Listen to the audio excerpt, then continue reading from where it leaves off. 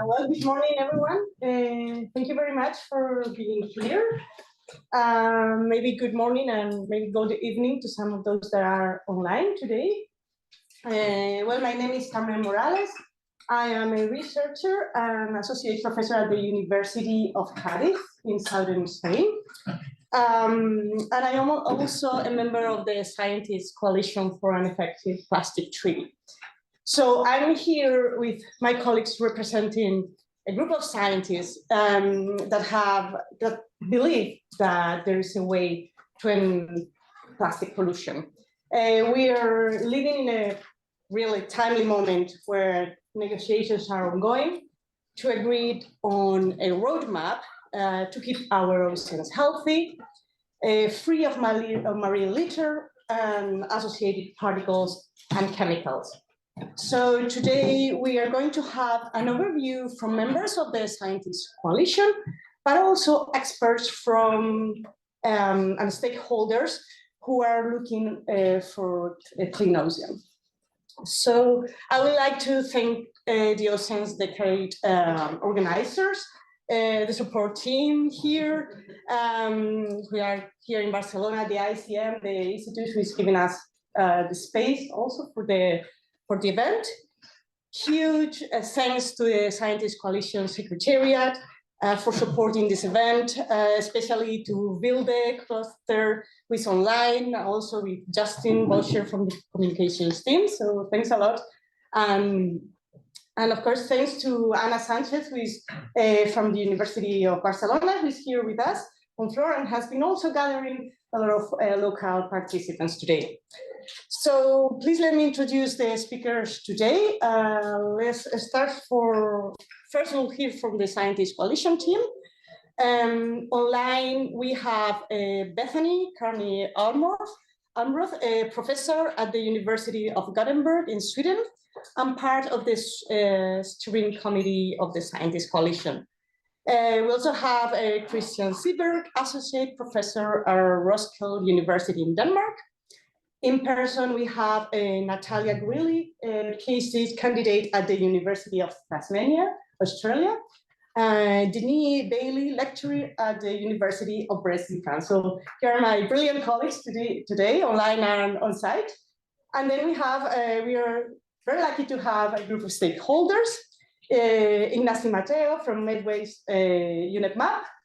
Ami Johnman, who will be online, who is a legal and policy specialist at the Environmental Investigation Agency.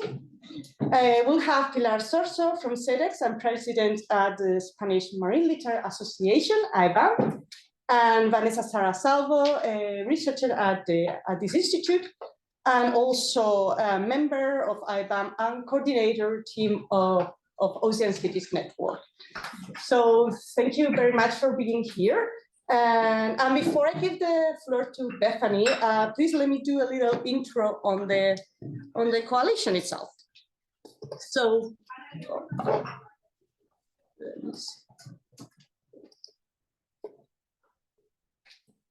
if I can.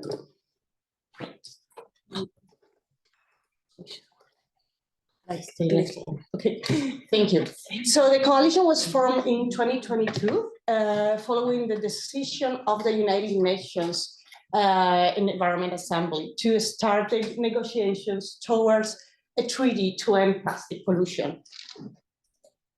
The goal that we have as the Scientists Coalition is to achieve an effective global plastic treaty centered around robust evidence-based decision-making and based on the best available science pursuant to the UNEA Resolution 514. So we have two big objectives, which are first to mobilize a diverse international networks of scientific experts to engage with and provide scientific evidence to government delegations and all those involved in the treaty negotiations. And second, we want to identify, analyze, and address biases, misunderstandings, or misinterpretations that may be promoted in attempts to weaken the new global framework. So that's what we're trying to do. Right now, there's more than 300 members from all over the world more than 50 nationalities, different expertise, a broad range of expertises. We'll have signed a scientist declaration, and we'll have a track record of publications or research in plastic pollution. So the way we get organized, we have the governance, we are this network of independent scientists and also technical experts. We are seeking to transfer scientific knowledge to decision makers through different ways. We are led by a steering committee, an amazing steering committee from different expertises and different locations around the world. We are hosted by iqhapp.org, which is an international knowledge hub on plastic pollution, which serves as the secretariat. And this amazing secretariat is funded by NORAD and the Norwegian Research Council. So this is our amazing steering committee. We have our coordinator is Tricia Ferrelli, and we have co-coordinators Bethany and Richard Thompson. And Bethany will talk in a moment. So we are organized, all members are organizing to, all those who want to get involved somehow are organizing thematic working groups. We work together to craft synthesis of the most recent scientific evidence on plastic pollution and potential solutions to. So here on the right side, you see some of the working groups who have upstream measures and impacts, circular economy, work on polymers, chemicals, and products, and so on. And each of these working groups is led by one or two experts in the field who help move everything forward. And what do we do within this working group and so on? We do review a lot of background documents. We look for the most updated scientist research, and we try to make synthesize it for the negotiation process in a way that is understandable for those that are negotiating this important treaty. We mobilize scientific experts for the plastic treaty from all over the world, from different disciplines. We do participate in webinars, in events like this one, and all somehow connected somehow to the plastic treaty. We also then engage with government delegates on scientific particular questions that they need to be solved or want more information about, as well with other stakeholders, with First Nations, and so on. And what do we produce? Well, so far, at least we have 8 policy briefs that are nicely written by different groups of the members of the scientist coalitions on different thematics, as you will see. There's also about 7 fact sheets as well of different thematics, which are, we have recent ones that are just out of the oven. But we also have some repercussions, some noise out into some impact journals or media. We do have some publications in commentaries in Science, in Nature reviews, and so on. Lately, we did a letter to Joe Biden as well to pay attention to the key elements that my colleagues will talk about in a moment. And of course, the most key is the recent response to the Review Zero draft, which will be the document that will shape the next treaty. So we've been in the latest negotiations, treaty negotiations in Punta del Este, in Paris, in Nairobi, and just in a few days we'll be in Ottawa. I think about 50 scientists will be there. And well, here's some information. If you can just jump on the website, and I would like just to thank you and pass the microphone to my colleague Bethany. Thanks.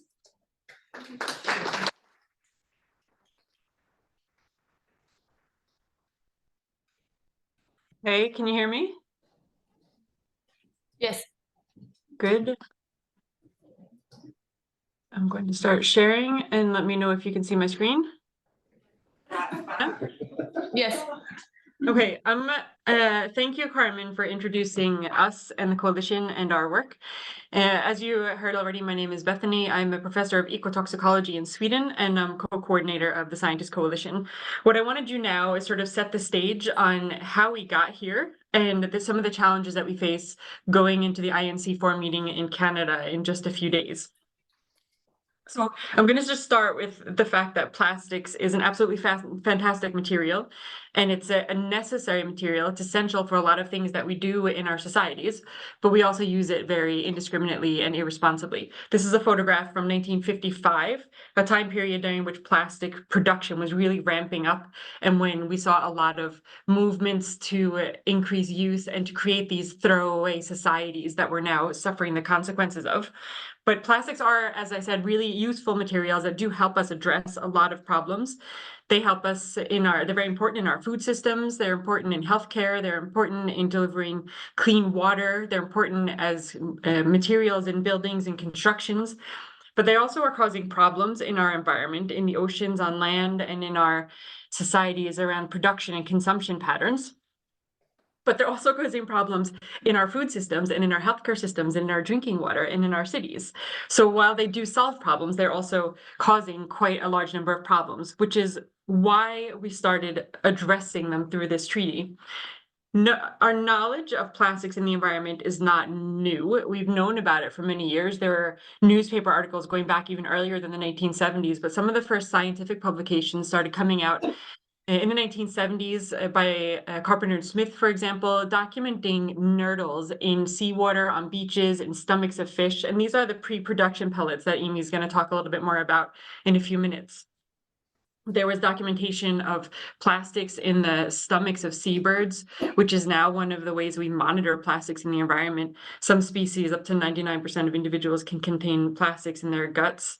And there was also plastics found very early on in deep waters. So this is from an article that was published in the 1970s, where commercial fishermen were bringing up these plastic films from deep water trawls off the coast of Sweden. And at first they didn't know what it was, and people were saying, this can't be plastic because plastic floats. But as we know now, plastic does sink, and it did sink, and it was in our deep oceans already then.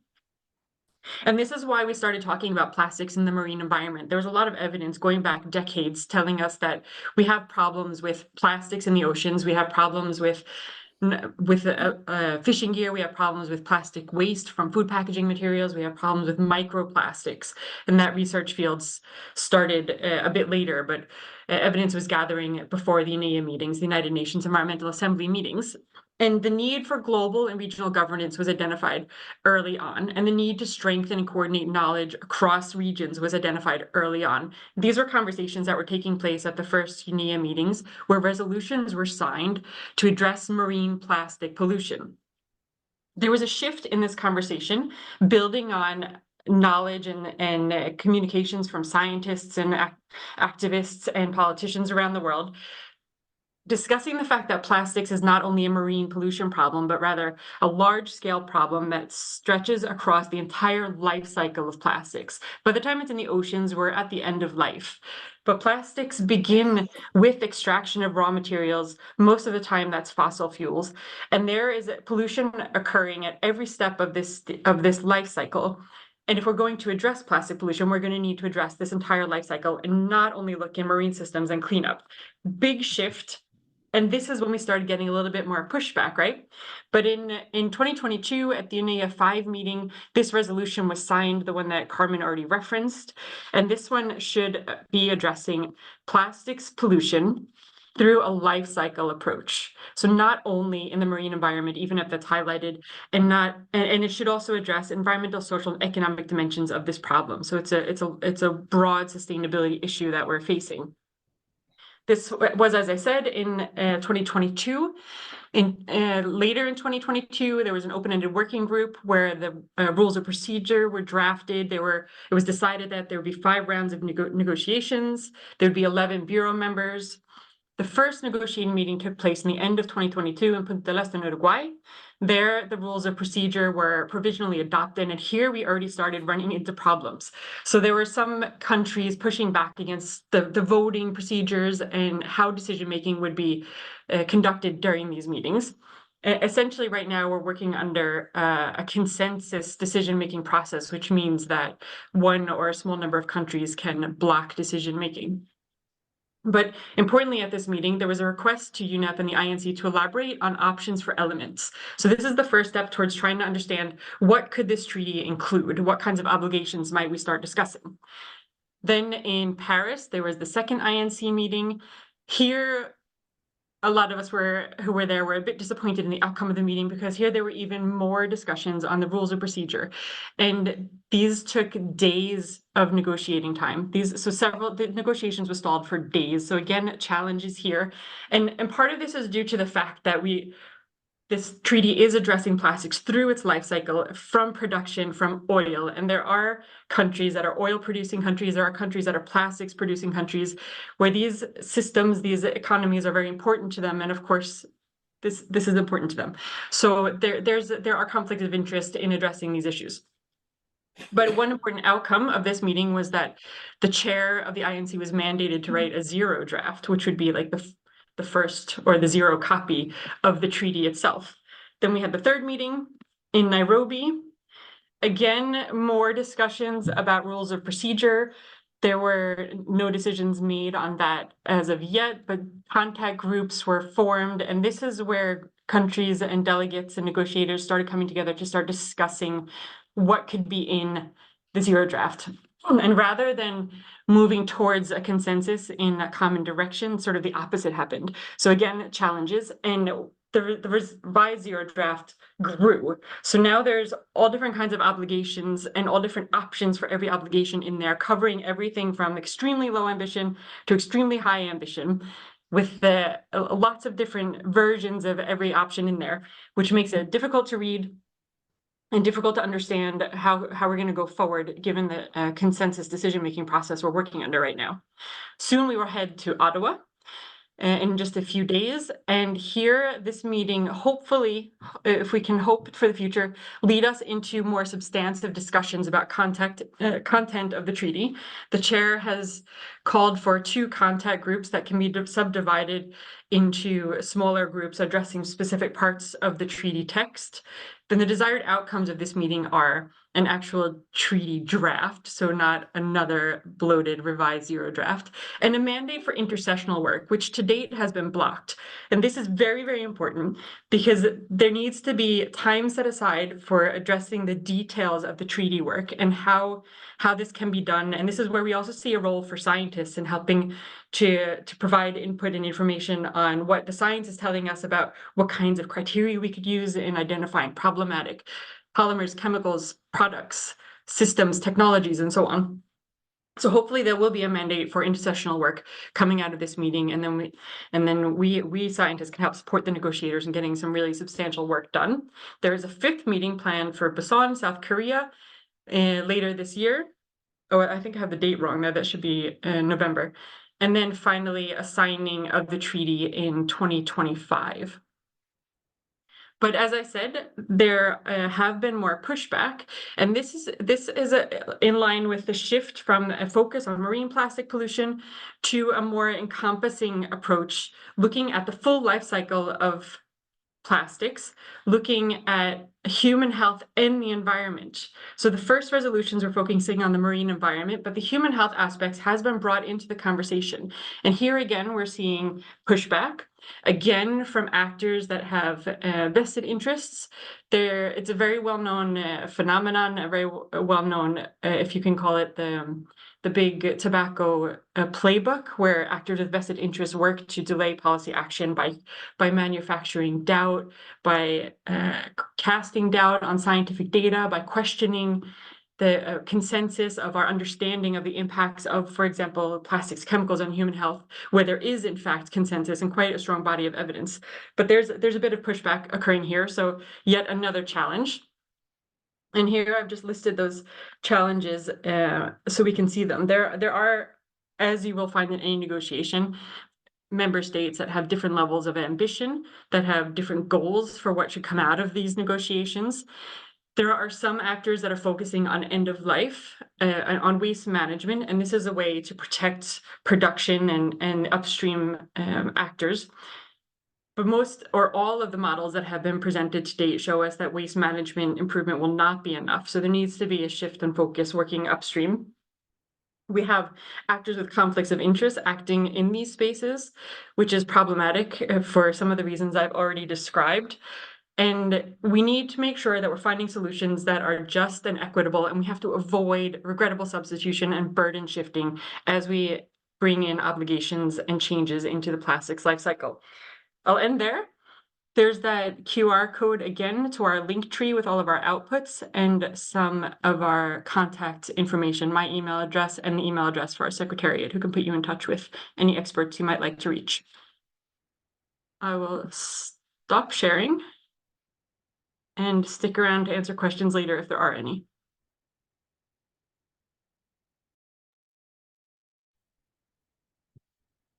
Okay, thank you very much, Bethany. I think it's my time to take over now. I will share my slides.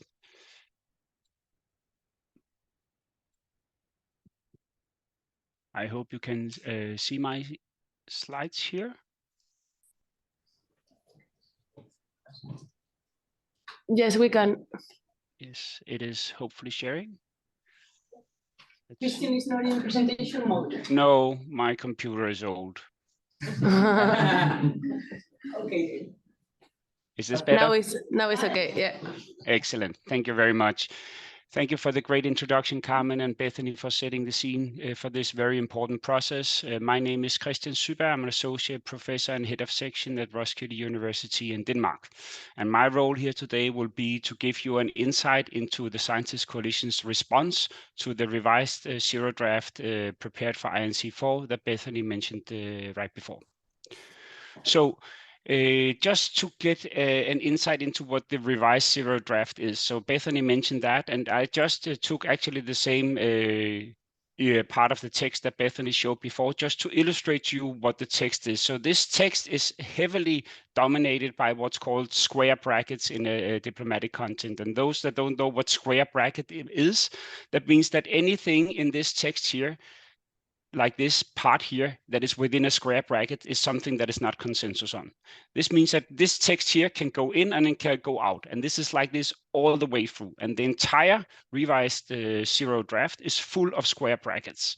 And what this means in reality is that it's a little bit like having a puzzle of 1,000 pieces like this one. And then you can put it together in 100 different combinations to get different pictures. So it can be a bird, it could be a city, it could be anything you want. And this is a problem because then it's everything and then it's also nothing at the same time. So instead of going through every little word and square brackets in this reversed zero draft, we at the Scientist Coalition decided to have our response reflect what we think are the most important aspects that can go into a treaty from a scientific point of view. And that resulted in 6 different areas. So we have 3 what we call priority areas and 3 cross-cutting areas. So the priority areas is reduction of primary polymer production, sustainability criteria, and safety criteria. And the cross-cutting areas are essentiality criteria, transparency criteria, and an SPI and conflict of interest. So SPI being a science policy interface to inform the policy process. And I will take you briefly through these 6 different areas in this presentation here. So if we start with priority area 1, a reduction of primary polymer production.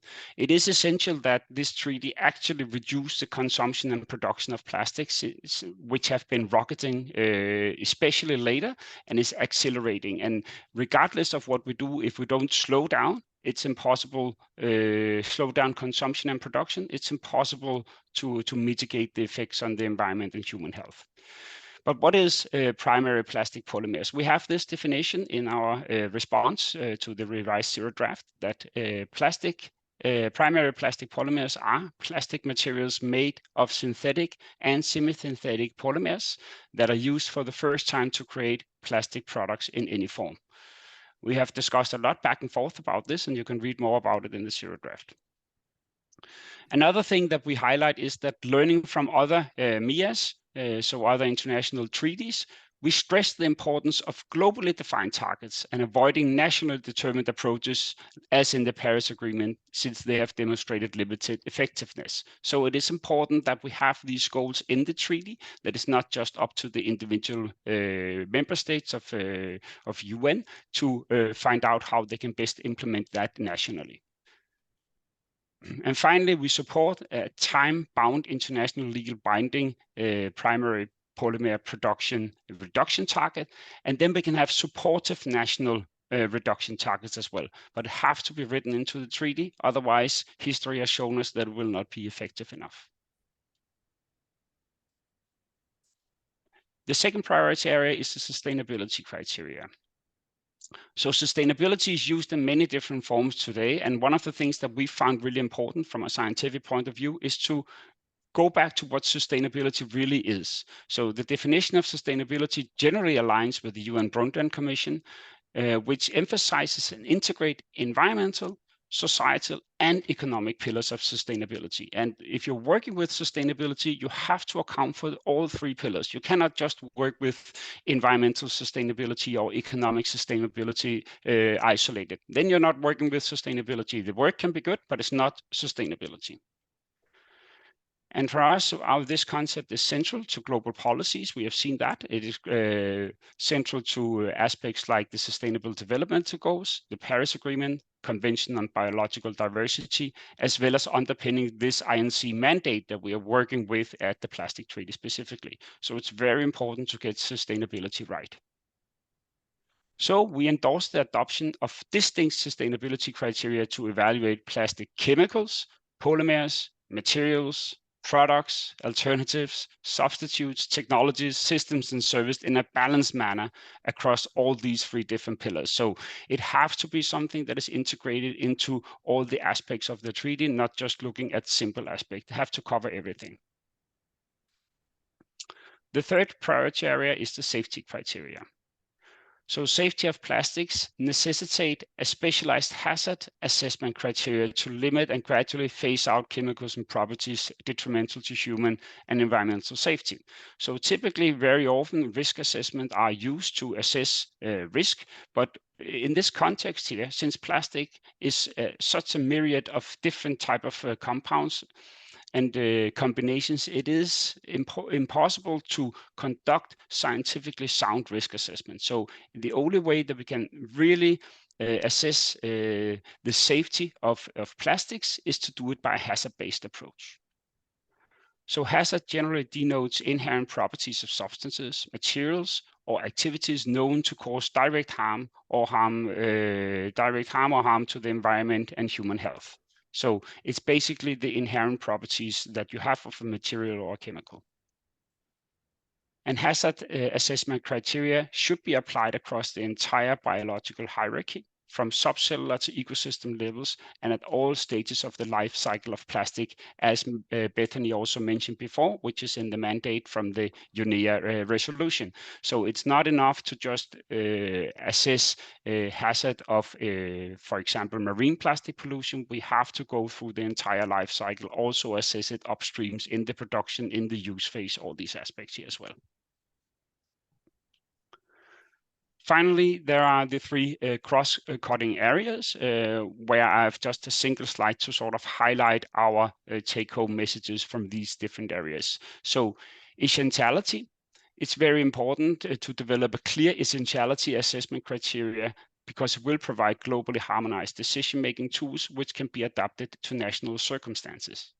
So currently what we have today is that we have a myriad of different plastic products that we might not really need on the market. So we have to see what is actually essential for society. What are the essential uses for society? Not just because you can sell it and make money for it, but because it actually benefits society. Furthermore, a transparency criteria is essential, and assessment should not be limited to plastic chemicals, polymers, materials, and products, but also to plastic alternatives and substitutes, and technologies, systems, and services relevant again to the full life cycle of plastics. So today, the whole area of plastics is not governed by transparency. At least half of all the chemicals that are used in plastics are unknown. We have no idea which product they are used in and what are the potential negative effects of that. And until we have full transparency where there's disclosure throughout the entire value chain, it is impossible from a scientific point of view to actually assess whether these products pose harm or a problem for society and the environment.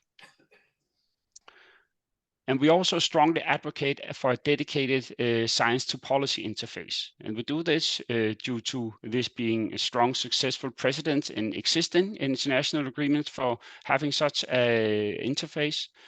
And there's a high need for responsiveness to objective of the agreement. And there's an inability of other mechanisms existing and forthcoming to meet the required scientific and technical demands. So if we don't have a SPI within this treaty to help and inform this, we fear that the best available science will not be sufficiently integrated into the treaty text and also into the implementation phase afterwards. And finally, this SPI should have very strong conflict of interest guidelines. They should limit participations by those with past or present ties to the chemical and plastics industries and other parties with clear vested interest.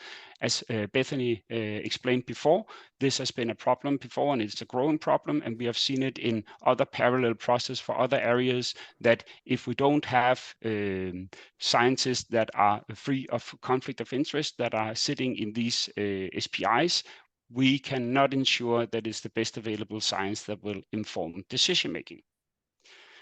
That was a very, very quick glimpse into our response to the revised zero draft. You can find here, if you follow this link, you can find the entire text of our response, and we are obviously happy to also answer any questions in regard to our response. Thank you. I will stop sharing.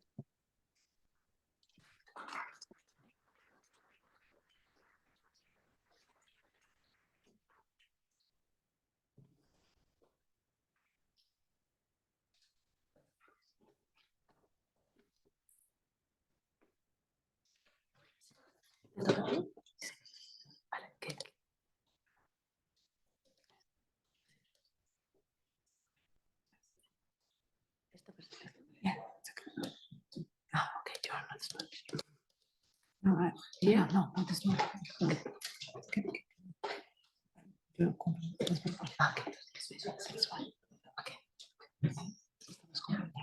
You must. Should work. Can you see the screen? Yes, it looks good. Okay. Thank you.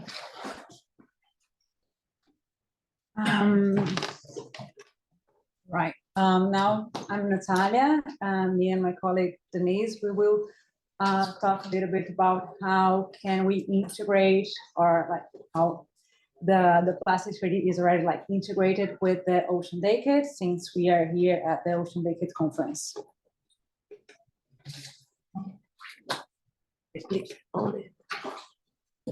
Yeah.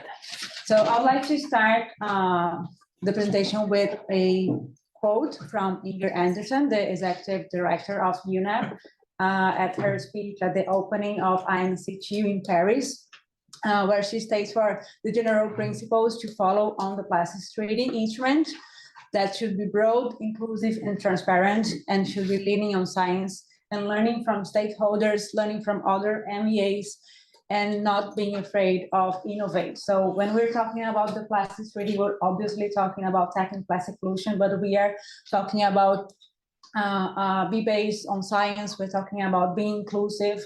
We're talking about transparency and talking about innovation. So that's our also principles that we can see in the Ocean Decade. And also that it's very clear that this instrument should sum up with other efforts, global efforts in this task.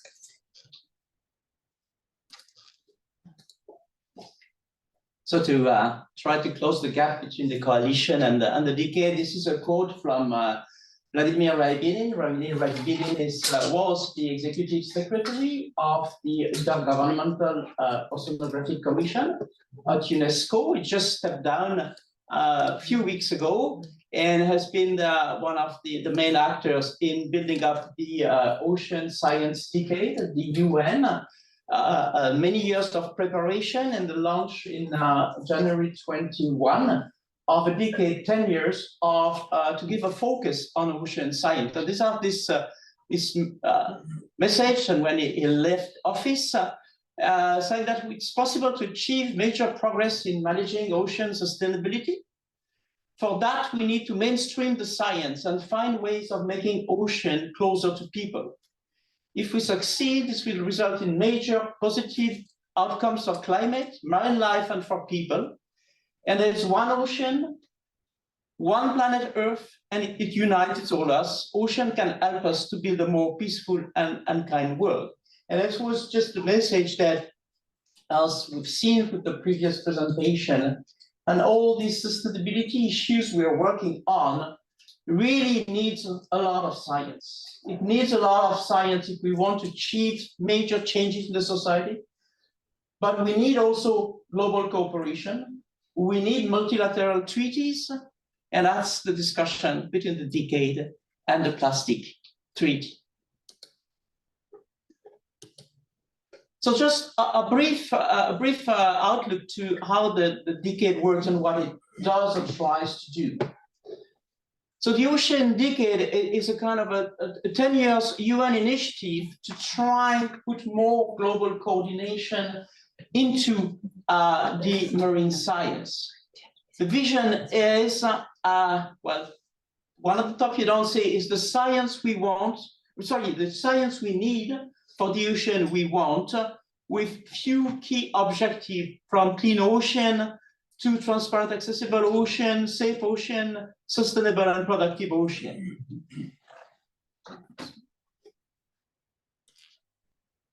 So the decade is organized in 10 challenges. And you see here, and I won't read them all, but you see that on the top of the list, the first one is understand and beat marine pollution, which obviously plastic goes into that challenge. So the ocean decade works into endorsing actions. So the decade is run, the secretariat of the decade is in the Intergovernmental Oceanographic Commission at the UNESCO, with a dedicated decade coordination unit that launches calls for endorsement of actions and coordinate the communication and engagement with various like stakeholder forum and youth forum, young researcher forums, and so on. Plus structure of regional and thematic decade implementing partners. These are organizations, could be a research organization like the Institute here, could be a UN dedicated agency that organizes, coordinates some activities on a regional or thematic basis. And we have programs in all the parts of the ocean of the world. And the actions, what we call the actions of the decade, is either programs that are quite high level of a global coordination, a thematic coordination of a set of projects that apply to be endorsed by the decade and then apply to be part of some of the programs. And then we have contributions that are more organization that would provide either money or place to run activities or communications. So this is, if you go to the website, this is so the every month. I think we are now the sixth call. So every 6 months there is a call to endorse action. That was the call that closed in January this year, and the next call is going to come out. Each of the calls is not a call to endorse action on all the topics. Generally, there's a focus. So if you think of having your action, any action that contributes to the targets and topics of the decade, so you have to check with the call if what you're doing fits with the call, and then if not, wait for the next call. Next one. So if you go to the Decade Action website and you have the free 340 projects, 50 programs. You see that plastic, like on Earth and in the sea, plastic is everywhere in the decade. I've just taken 3 projects that are plastic pollution dedicated from Brazil, US, and France. And what you see there is that these are they are quite specific local programs. The one in Brazil is in one place. The one in France, people working in the center of France work on plastic debris in Hawaii. And the US work in other place. And what you see here is that all these 3 projects are associated with different programs. So it means that presently in the decade, there is not one global coordinated program of all the plastic actions. And we hope maybe with the Plastic Coalition, we can work at that and solve this and fill this gap.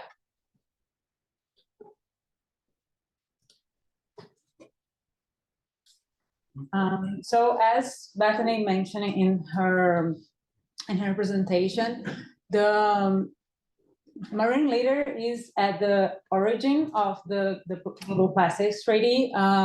Things from the UNEA resolutions, since the first one in 2014, when there was like the global recognition of this being a huge global threat. And in every single one of the UNEA resolutions from 2014 until the last one, we were building on new resolutions being signed about marine litter. So growing into identifying knowledge gaps, recognizing that there is no global governance that is efficient to tackle this problem, to the necessity of strengthening global coordination and knowledge, until we got into the mandate for the Global Plastics Treaty. If you are interested in deep in this resolutions, I recommend you to go to the sources just at the website is resolutions on marine litter. You can check the details on each one of them. But as Bethany said, there was like a building a recognition that marine litter is a problem, but also we need to tackle the whole life cycle of plastics. And to finish, this is the 10 challenges of the ocean decade. But it's I'll be very straightforward to say that if we have a ocean full of plastic, we won't be able to overcome these challenges, even though the most we usually just link the Global Plastics Treaty with the understanding and with marine pollution, but it's also linked to other ones such as protect and restore marine ecosystem and biodiversity, and sustainability of fisheries, for example, and others. So to actually overcome these challenges, we need a clean ocean free of plastics. And the Global Plastics Treaty can actually help us to overcome these these challenges on providing global regulation and standards, to turning off the plastic tap, as we recognize that more than 80% of the plastic that we find in the ocean come actually from land. So we need upstream measures, and the Global Plastics Treaty can provide that. Also providing financing, scientific cooperation and partnerships to develop data collection, to develop indicators on hotspots and sectors, and helping to develop monitoring systems and removal and restoration actions in marine ecosystems, and also providing awareness raising, education research, targeting behavioral change, capacity building and sharing of information, and not only in the countries that produce this knowledge, but sharing this knowledge with everyone, like seeds, like developing countries, leaving no one behind. So this is actions that are actually written in the zero draft right now, and we need, as a scientist, we need to make sure that this provisions stays in the plastics treaty. As Christian mentioned, we still don't know how this will turn. But if you want a global plastic treaty that helps other MEAs, that helps the ocean decade, we need to make sure that we tackle plastic pollution reduction. As Bethany and Christian also mentioned, we need to use our scientific voice to influence in our institutes, in our decision makers, to actually have a efficient global plastics treaty. If you want to check more on the Science Coalition production, we have here some of the panels with the policy brief, the fact sheets, the response of Zero Jab, so we can come here later and scan. So I really invite you to know a little bit more of the Science Coalition production, and also to use your voice to influence on your network to really include the sustainability criteria, the safety criteria, the transparency, everything that Christian mentioned, because we all have our like our influence. We are capable of doing something in our area. So with that, I thank you and hand over to Carmen.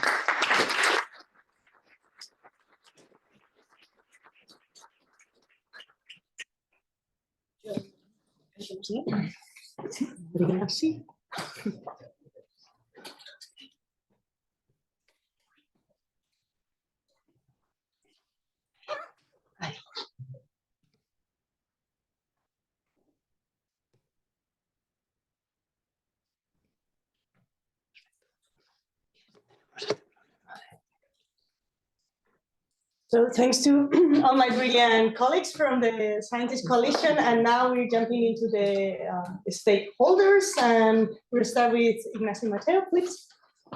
Thank you, Carmen. Good morning, everybody, and thank you to the organizers for inviting me. I will just explain in a more focused policy area how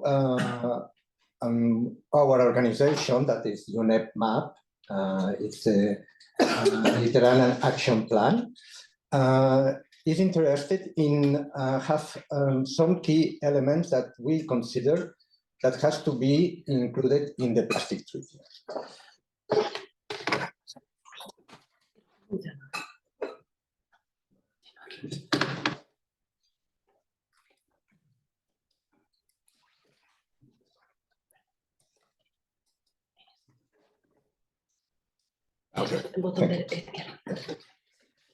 Well, I like this picture because it's, as some of the previous speakers mentioned, we have to consider all the plastic life cycle approach. And for us, it's very important where we put the focus on this plastic treaty. Because now, the next meeting in Ottawa, we will have a lot of pushing from oil companies and from countries that are producers of oil, that they will put the focus on things that we consider that are not the key points for a plastic treaty. That's important, where we put the focus. Right. So, one key point to focus is the circular economy approach. When we mention the circular economy, a lot of people think that is a way of managing waste. And it's, for us, it's not only a waste management, the circular economy. It's a shift of our economy. So we have to consider in this plastic treaty the prevention and eco-design as a key point to avoid the plastics waste, to avoid this waste before its creation. So it's a key point, the circular economy approach. Here is a picture of a resort, a luxury resort, in a poor country. So we consider another key point, the extended producer responsibility policies. Why? Because we think that is the way to involve producers through this extended producer responsibility to manage the waste management, manage the waste generated basically by single-use plastics, especially in poor countries that they have no waste management facilities. So it is the way that producers of this plastic pays for collecting and avoiding this plastic pollution. And these policies, the extended producer responsibility policies, has to be harmonized to include specific points in all the countries. The next point, we consider the deposit return systems, schemes, and new business models based on refill or return back to the producer, that these new models are important to avoid this generation of plastics.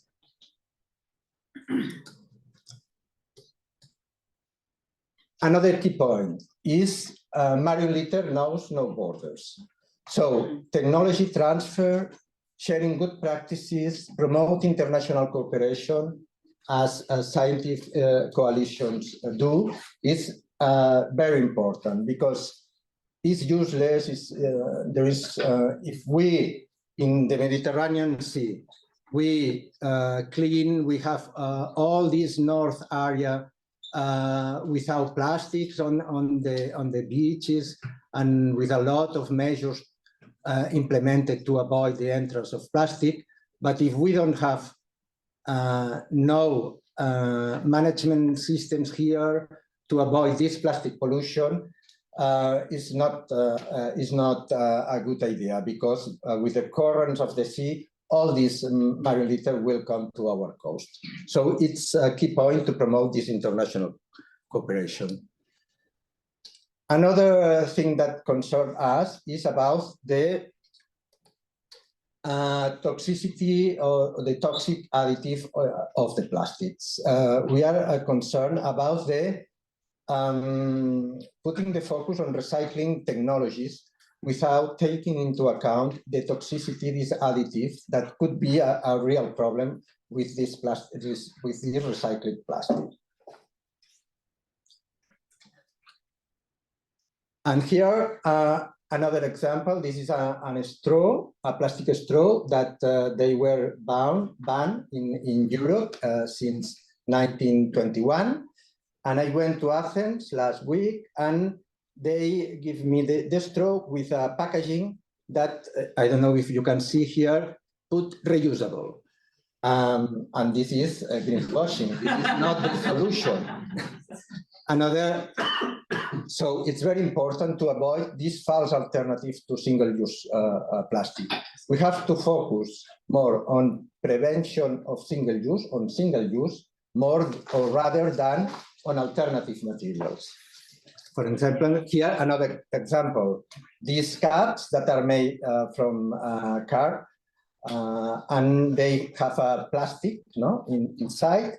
You can see here is compostable, but it's not compostable in the environment. It's compostable in industrial facilities.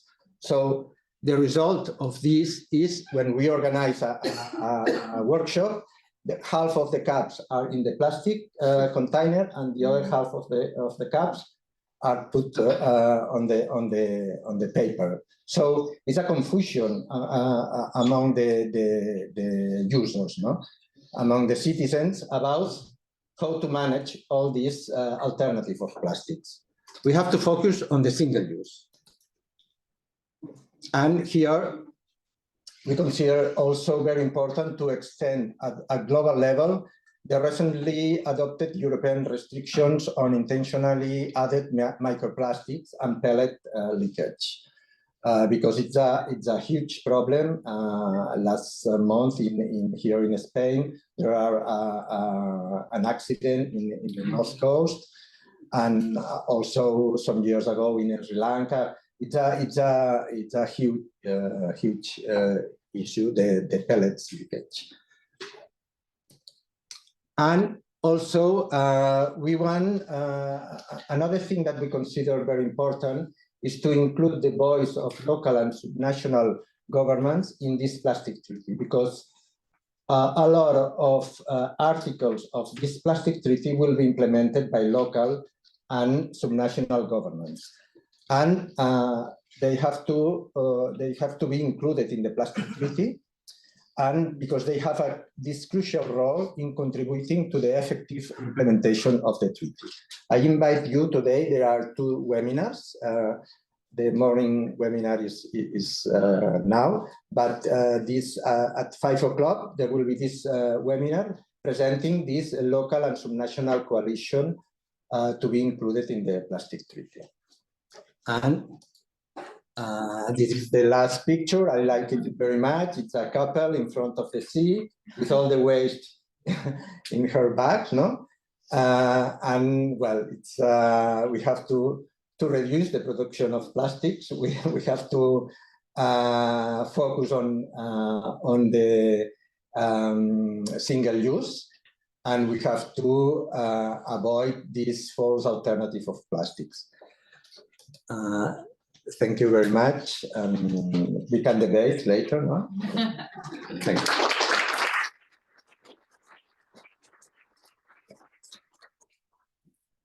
Thank you very much, Ignacy. Oh, great. We're just now going to hear Pilar Sorso and Vanessa Salvo. Let me find your presentation. ¿Están abiertas todas? Sí. Bueno, creo, ¿no? No, esta no está. Vale, está en las...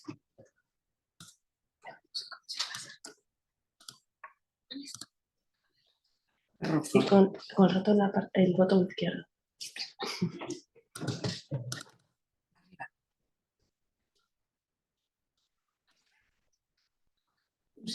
Lo voy a intentar dejar de compartir, volver, porque a ver si se me va esto, que es un...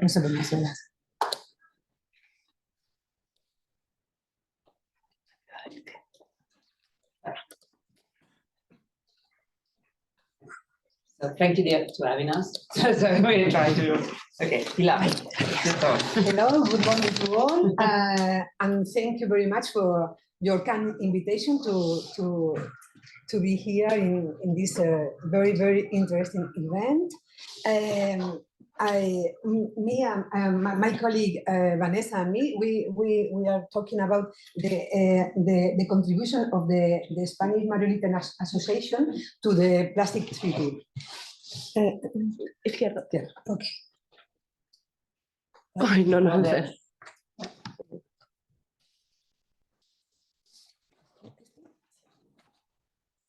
Ahora. Okay. First, I will like to introduce you the Spanish Maritime Association. Is AEBAM, it's his acronym in English, like a framework for addressing marine litter pollution. We are a non-profit organization founded in 2014 as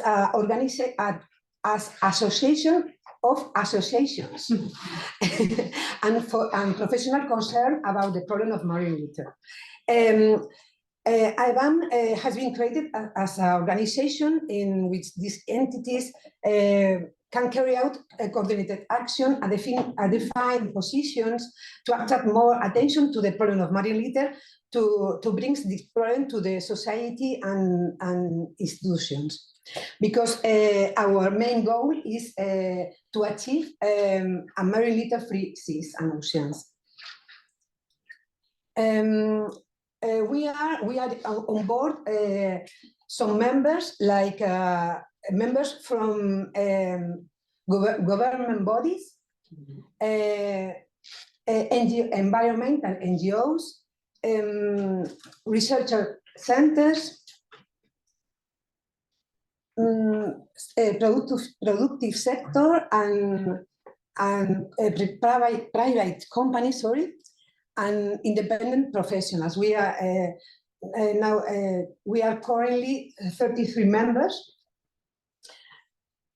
and our flagship project is the International Forum on Marine Litter and Circular Economy. It's called MARLIS. And this forum is like it's an international multi-stakeholders forum to advance solutions to marine litter. So far, there have been held 3 editions in 2019, 2022, and a special edition in last year in Tenerife, in Canary Islands, to address the specific problem of marine litter in environment islands. And next edition is in May this year in Valencia, from the 22nd to 24th. Sorry. This MARLIS is composed of 4 working areas: governance, conservation, research, and circular economy and innovation. And now I would like to pass the floor to my colleague Vanessa. Yes. In the framework of the treaty, to go into deep in the discussion of today, there are several actors that are working inside or taking part of the negotiation part of the association. For instance, we have Plastic Europe, there is an association of producers. We have the Agency of Waste of Catalonia and several organizations, you know, Sufrider and Ambiente Europeo. They are that Spanish delegation of the representative international. They are participating at the negotiation. And this is, for instance, is the direct involvement. But also with the MARLISE, for instance, as my colleague said before, we have had some section in which take place a discussion together with stakeholders. For instance, in the 2022, there was a section with all the sea convention, at least at the European level, in which also this discussion about the issue of marine litter, also if was not directly with the plasticity, but was taken account.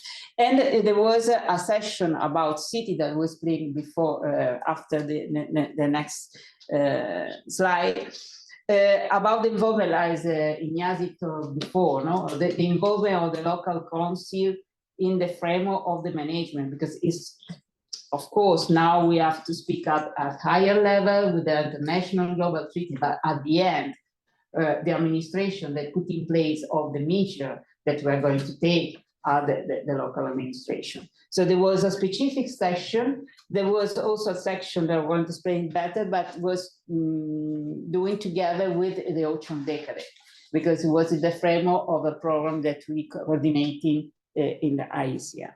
And also in the 2024, we are going to have a specific section again with the European Sea Convention. So next May, if you join us in the Malaysian, you can assist to this dialogue, and a specific session on plastic treaty in which Ignasi will be coordinating the session. And also there will be a session of city that I forgot to include it again. So, for instance, here you have the QR code of a poster that will be in the Ocean Decade next day, done with one of my colleagues here, Yves Galimani, and other partner of the Ocean City. And you can see here, for instance, the pathway that we did inside of this program. Ocean City, what is it? It's a program. As our colleague before, Natalie and Davis, said before, there are several actions inside the Ocean Decade. We manage a program. So it's a 10-year program. It's a network of city of the ocean. And so we're working with three different areas. One of these areas is related with policy. And so with the policy area, we are working also a manifesto that is started in 8th June 2021. We received the endorsement from UNESCO from the program. In March, there was the resolution, and in April, we'll start our manifesto with our city. And this manifesto was brought up in the policy working group of the program. and prepared in April and was presented, for instance, in the first Malaysia in the 2022 in this specific area. Now we are going to discuss again in the next Malaysia, and also what we did was the translation in Spanish. And now our colleague in Colombia, they are working to spread all the manifesto with the city in South America, because the program Ocean City is global. And this is, for instance, what we are doing inside of IBAN and also in our flagship project as well, the Coliseo. Here you have, if you can scan the link of the next conference that will be in May, and this is the save the date for the section specific of the plastic treaty coordinated by my colleague Ignacio. And that's it.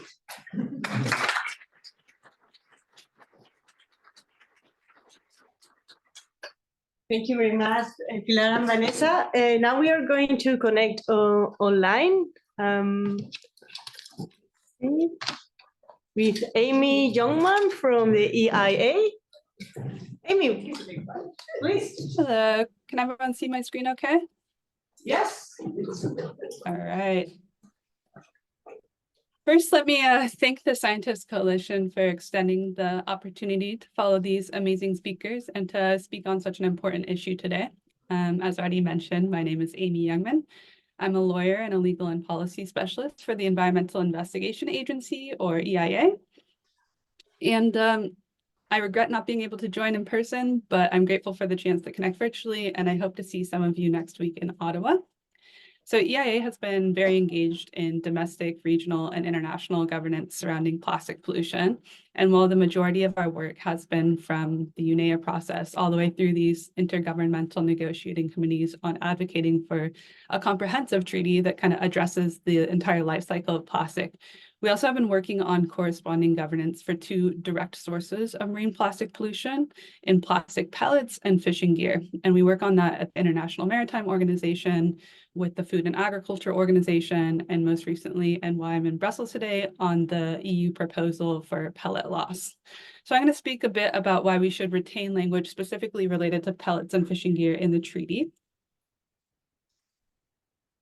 There we go. So legal and technical responses should always be founded in science. And I think that science is incredibly clear, and based off of what Christian, Bethany, and everyone that has presented today, it's clear that we must think about plastic pollution holistically. And we won't mitigate marine plastic pollution without a response across the life cycle, from extraction of raw materials, reduction on the overproduction of plastic polymers, environmentally sound end-of-life treatment, and end-of-waste colonialism.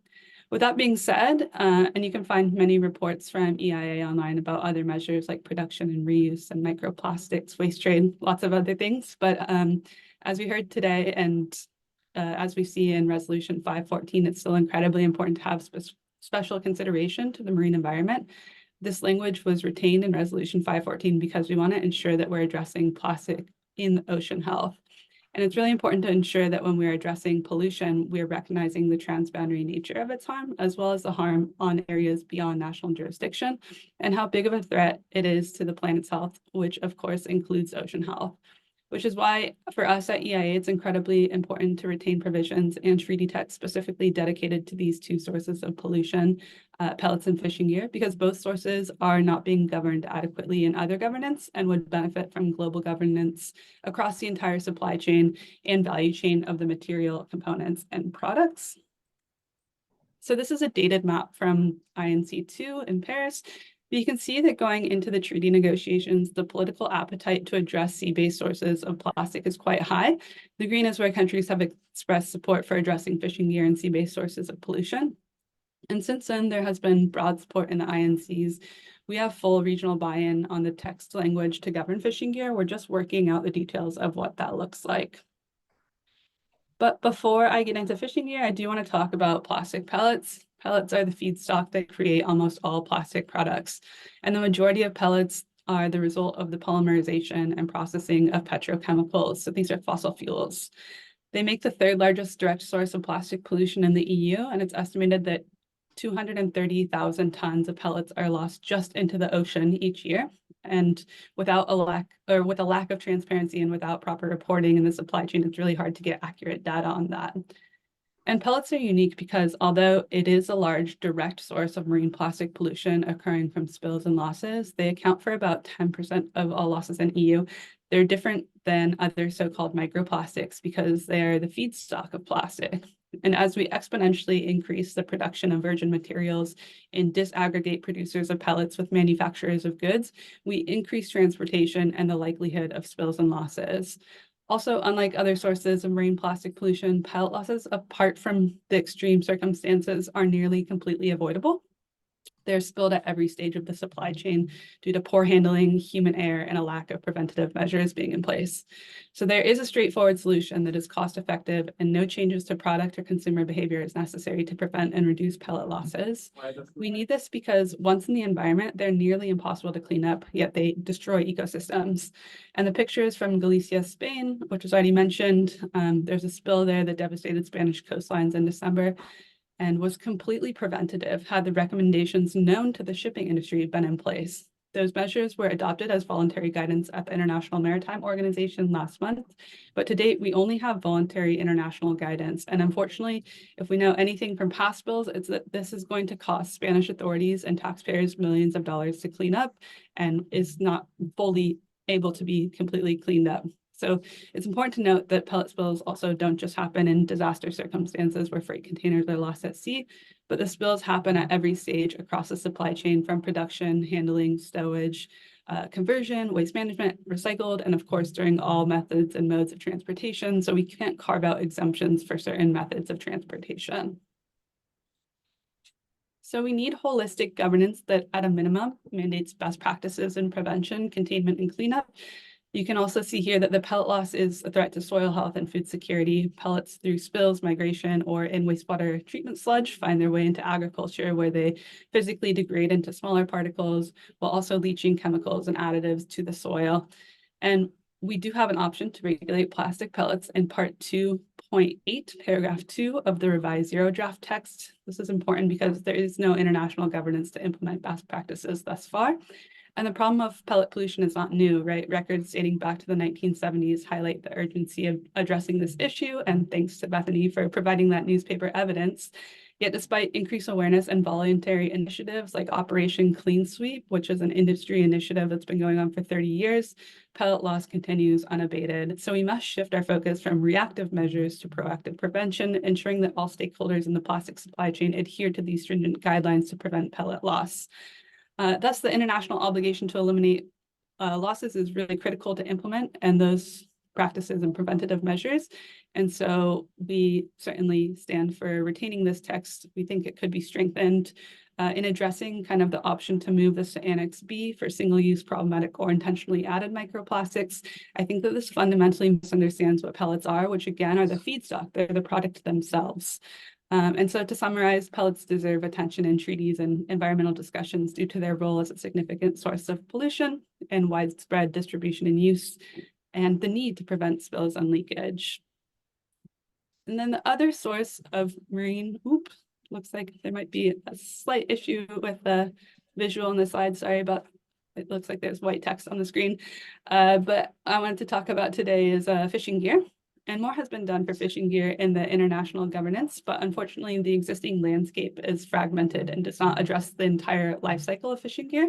Thus, the treaty presents the opportunity to take a more holistic and comprehensive approach to fishing gear, filling in the gaps and ensuring best practices and safer, more circular materials are used to across the life cycle of the material, component, and products. So when we talk about the life cycle of fishing gear and designing comprehensive governance with harmonized structures, where we build synergy between existing governance but address critical gaps, this starts with the most glaring gap of product design.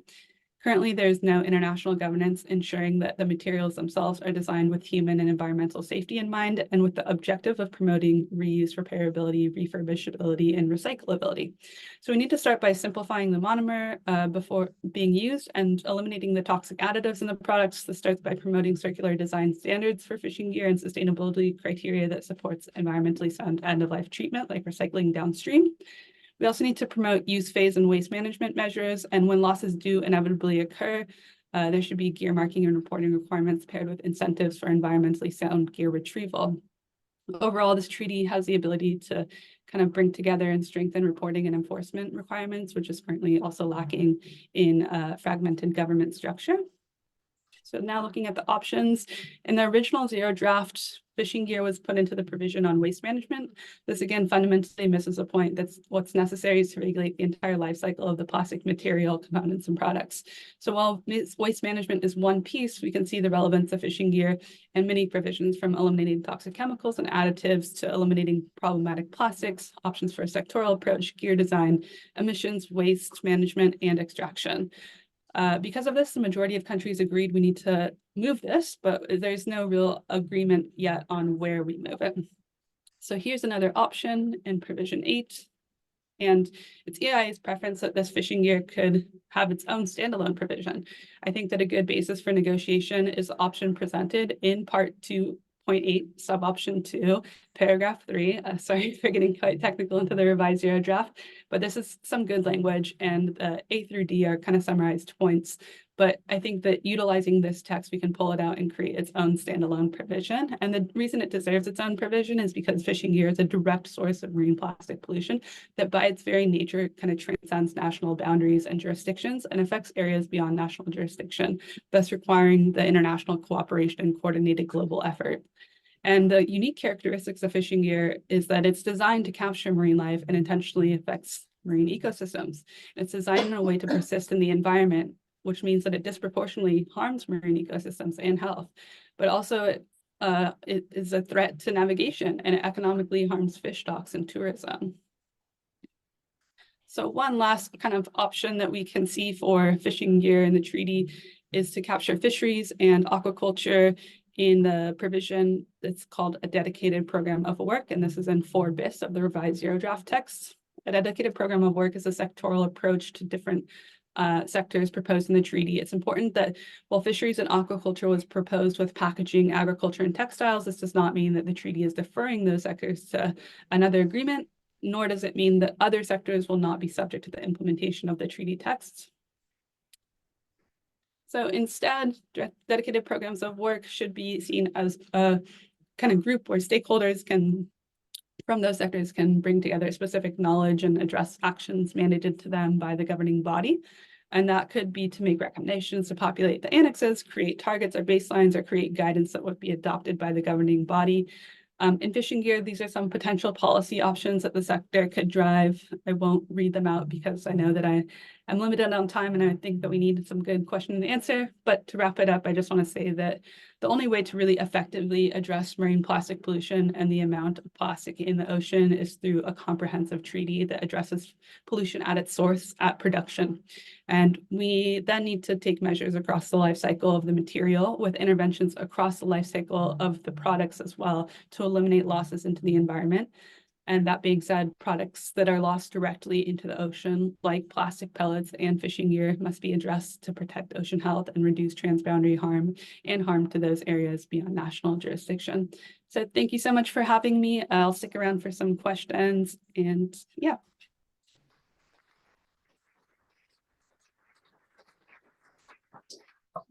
So thank you very much.